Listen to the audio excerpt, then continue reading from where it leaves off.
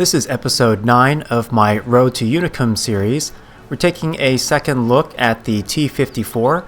This is more of a review video along with some footage from Sand River. What's really interesting about the research path is that even with the stock suspension, you can mount the turret, top gun, and the engine, as well as the 3 recommended equipment modules, the optic, stabilizer, and rammer. So what you can do when researching the tank is research the turret first, then the gun, then the engine, and the suspension last.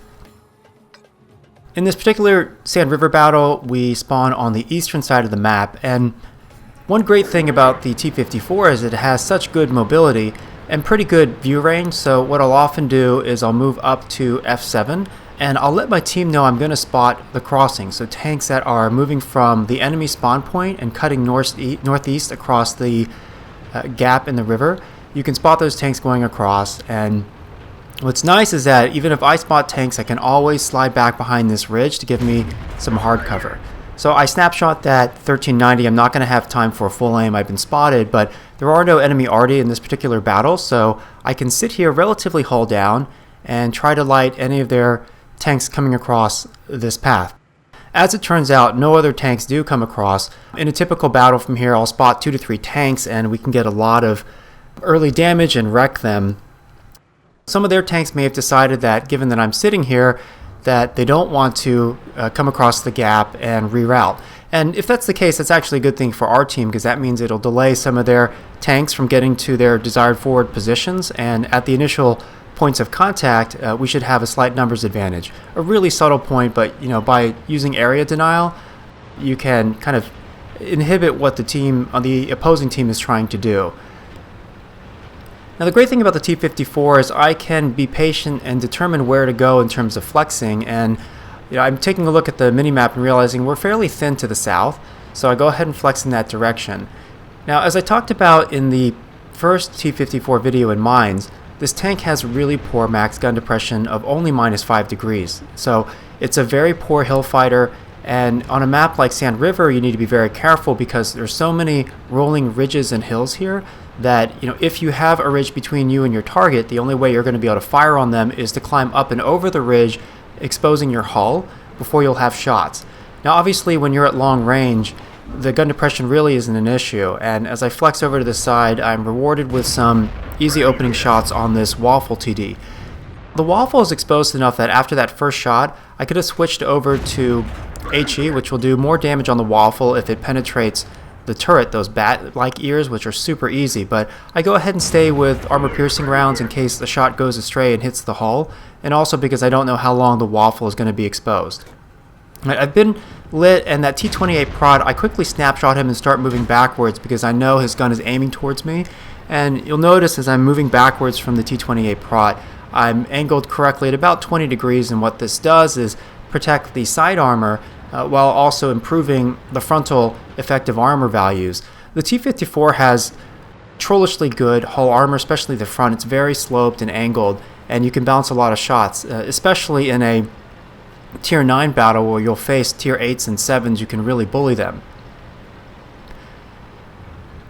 I am just starting to move around and flex, and then this other tank, a low, appears, and his armor is pretty much soft everywhere, and you can see that my hull is not properly angled, but I'm not worried about it. I'm so far away, and he appears to be the only tank that has a shot, but he stops, and it's pretty clear he's looking at me now. The Sixth Sense light bulb goes off, so I start to scramble, and now that he knows that I'm here, I need to respect his gun. And you can notice as I tend to approach tanks throughout this battle, I'll either drive up, angle to the left or right about 20 degrees, and then right there the hand of Serb guided that shot. That was a long range shot, kind of toward the top of the turret and off to the side a little bit away from the gun manlet.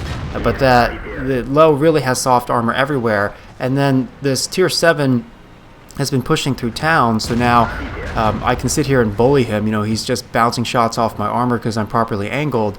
And this is just a nasty assignment for him, really very unfair, because I have a much better gun with better penetration values and good armor. I could push forward and chase the kill, but I decide not to do so because we're still kind of trying to figure out where some of their deployment is.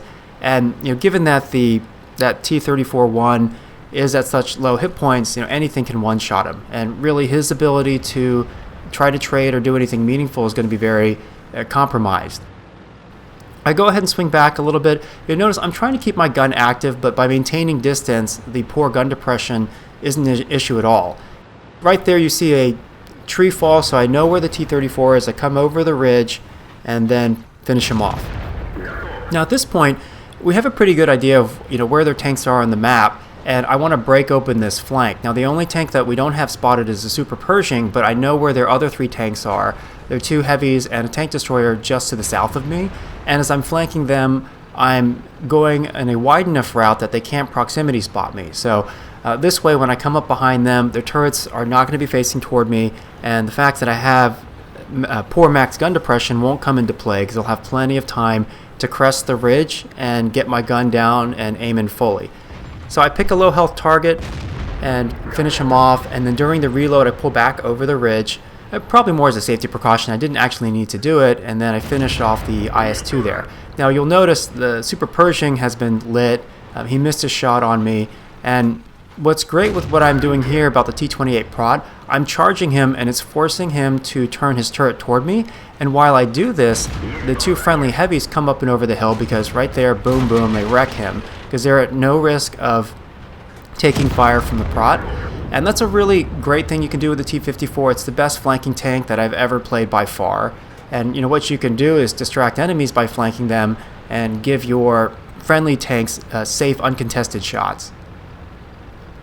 Now we have opened up a pretty sizable gap here. It was tied 8-8 a moment ago. Now we have a 3-tank advantage, and I flex back toward the base to help wipe out the rest of the enemy tanks that have come in this direction. In most cases, as I've talked about in previous videos, defending tends to pay better dividends than capping. In some cases you won't be able to cap. All it takes is one enemy to do damage to a module on your tank, not even do HP damage to reset the cap. Whereas there's the WN8 community that creates the rating formulas. I've done a lot of extensive statistical analysis and come to the conclusion that defense points tend to correlate much more with winning than capping bases. Now this isn't to say you shouldn't cap. Certainly there are cases where the opposing team is wrecking your team, but they've left their base very undefended, in which case you definitely should cap.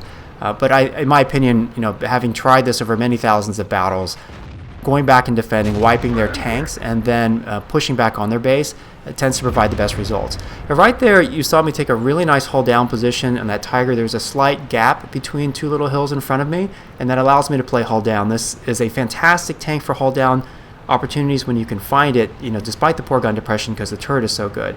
Now I know there's a WZ located around these buildings, but I don't know where the tortoise is, so I go in between the buildings in case the tortoise is somewhere on the northern half of the map until I can spot the WZ, and then like right here I have a I have a pretty bad tomato moment. Just wasted that shot into the building, take my time with the next shot and hit him through the front drive wheel, so he's now damaged and tracked, which sets up the kill shot for the Challenger.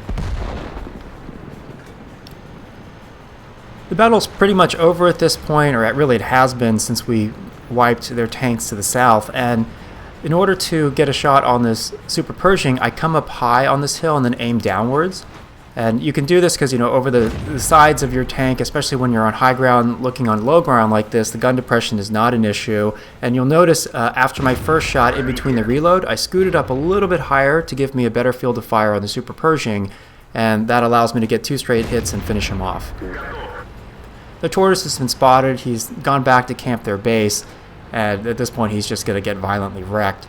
And I'm picking a different approach line from the other tanks on the other side. It's important, not to lemming train and all go in the same direction, because then you all have the same field of fire. But because I've come up here on the side, I can see this tortoise, his hull is turned away from me. He's starting to rotate in my direction, but it takes him so long to get his gun aimed at me that I'm able to hit his turret from range, get a damaging shot, and then because I've basically conserved my HP really well throughout this match, I'm able to push up against the tortoise, and I was hoping there might be enough room to try to flank and get around him to the side, but as it turns out there isn't. But that's okay, actually. By getting on the tortoise's side here, I'm doing exactly what I did with the prot, which is get him focused on me, and with his hull not pointing toward other friendly tank, so it's easy for our team to finish him off with no fear of anyone else getting killed. I pick up an Ace Tanker Mastery badge for this battle and dealt a little over 6,000 damage, along with 2 spots and about 1,400 in assisted damage. And in the next video, we're going to be taking a look at the E-75. That's the awesome Tier 9 German heavy tank. I hope you enjoyed the video. Take care.